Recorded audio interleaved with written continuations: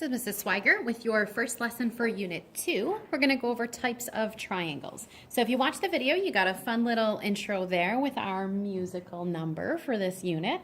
But these are some basics that I want you to understand about your triangles. Two different ways you can name them: by sides, by angles, and then sometimes you're going to name them according to both. A lot of these things I think you probably know from previous math classes, but we're going to do a quick overview of all of them. So by sides, equilateral. Equilateral means you're going to have three, and I'm going to use our new symbols, congruent sides. Now we name that according to the sides, but that automatically means you're also going to have three congruent angles. Those numbers always go hand in hand. Now you also need to get used to the way that these are drawn and how to mark them up in the picture. So an equilateral triangle, if I were to just make a sketch, so a triangle that has three equal sides, or three congruent sides. And I can put a dash on each side to show that. It's also going to have three congruent angles. So that's an equilateral triangle. Isosceles. Isosceles is going to have two congruent sides. And again, these numbers always go together. That means it's going to have two congruent angles. So an isosceles triangle, this is your most common example, I think, of the way we draw it, where you have two congruent sides here, and then two congruent angles.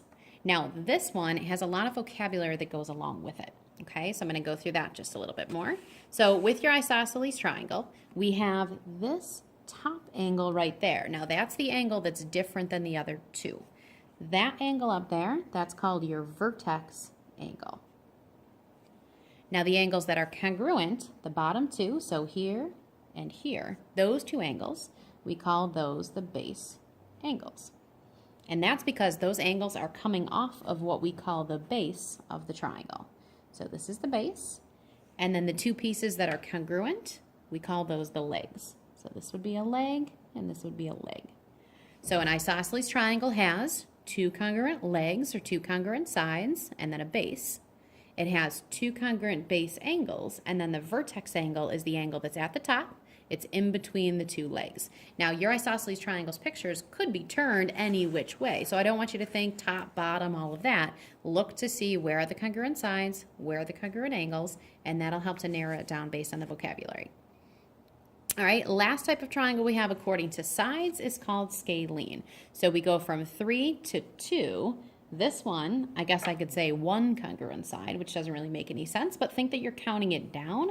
We're going to say that it has no congruent sides because each side is going to be different than the other, which means that's also going to happen with your angles. So no congruent angles.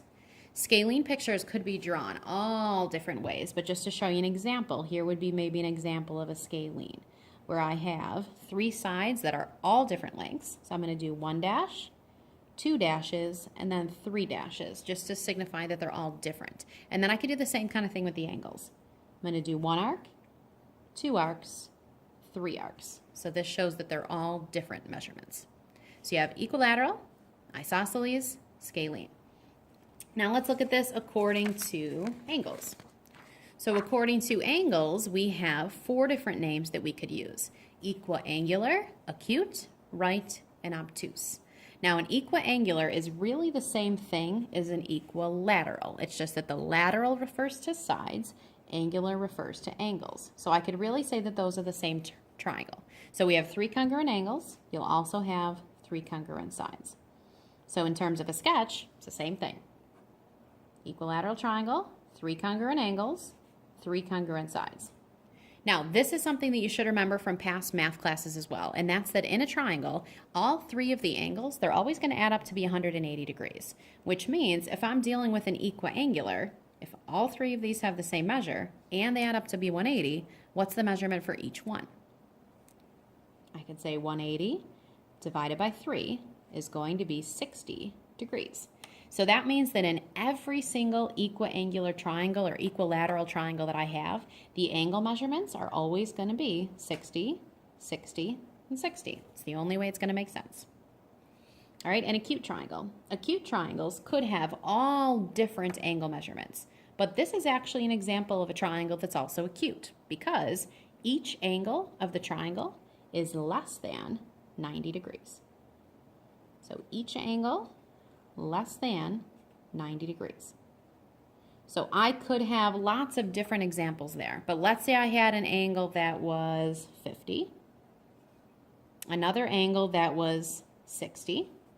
So I'm up to 110 so far. That would leave 70 for the third angle. But notice that all three angles are in fact less than 90 degrees. That would make this an acute triangle. So all three angles less than 90. Whereas in a right triangle, you're going to have one angle that's exactly 90 degrees. So one angle that measures 90 degrees. And remember, that's just called a right angle. Notice you can only have one, because if I had two, let's say a 90 and then another 90, I'd already be up to that 180 and I wouldn't have room for the third angle. So you could have 90 and then two more angle measurements. What would those angle measurements both have to be? What kind of angles? They'd have to be acute, because if they were anything larger than 90, it's not really going to make sense. So you're going to have 90 degrees and then some acute angle and some acute angle. That's going to make it a right triangle. In an obtuse triangle, you're going to have one angle that is more than 90 degrees. And that's why we call it obtuse. So you might have an angle that's, let's say, maybe 100 degrees. That's going to make it an obtuse triangle. I can't have more than one because, again, I'd be over that 180 degrees. But I know I could have one angle that's over that 90, which means, again, what kind of angles are my other two going to have to be? They'll need to be acute. So it could be some other acute angles where all three would end up adding up to 180 degrees. So you've got your equiangular, your acute, the right, and the obtuse. Okay, now these could look very, very different, so it's hard to draw a sketch that would work for each one of these. But again, just to give you an idea, an equiangular technically is also an acute. An acute is just going to be a triangle that has three smaller angles. The right, which we should all know what that one looks like, there's my right angle. The obtuse is just a big angle. It's going to be bigger than that right angle. So notice we have one big angle there. All right, a little more vocab with the right triangle though. Right triangle, we have my right angle. We're going to talk more about this in later lessons, but some things I hope that you remember. Hypotenuse. Hypotenuse is always the longest side of your triangle, which is across from the right angle. And then these are called the legs. All right, and those are all your different types of triangles. You'll look at practicing more with those in class.